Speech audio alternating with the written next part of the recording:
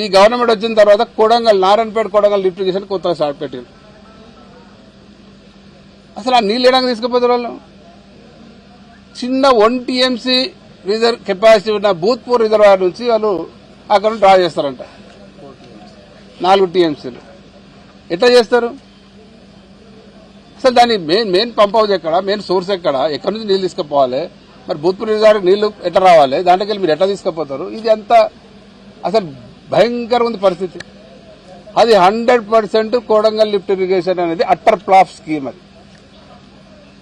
100% ప్రజాధనం వృధా అవుతుంది ఆ ప్రాజెక్ట్ కడితే.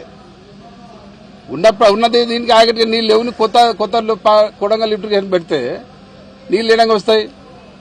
సార్ కొడంగల్కు నారాయణపేటకు మొత్తం ఆయకట్టు మొత్తం అక్కడ ఉన్న దాదాపు 2 కలిపి 2 లక్షల ఎకరాలకు 2 రకాల కలిసి పాలమూరు లిఫ్ట్ ఇరిగేషన్ డిజైన్ చేయడం జరిగింది. దానికి కాలువలు కూడా టెండర్ కూడా పిలవడం జరిగింది మా టైంలోనే. వీళ్ళు వచ్చిన తర్వాత కాలువ టెండర్ క్యాన్సిల్ చేసిండ్రు.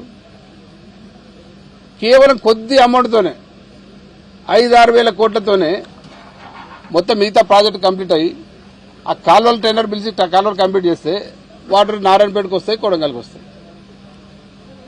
ఇప్పుడు వీళ్ళు కొడంగల్ డిజైన్ చేసి ఓన్లీ 1,00,000 ఎకరాలకి. ఆల్రెడీ 2 లక్షల ఎకరాల పైతులకు పాలమూరు నుంచి సోర్స్ ఉంది, అవకాశం ఉంది.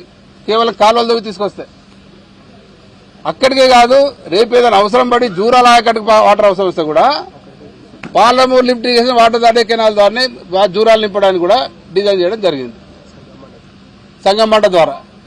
ఇంత గొప్పగా ఆలోచన చేసి కేసీఆర్ ప్రాజెక్ట్ డిజైన్ చేస్తే ఈ సన్యాసులు ఎవరికి ఏం తెలియదు.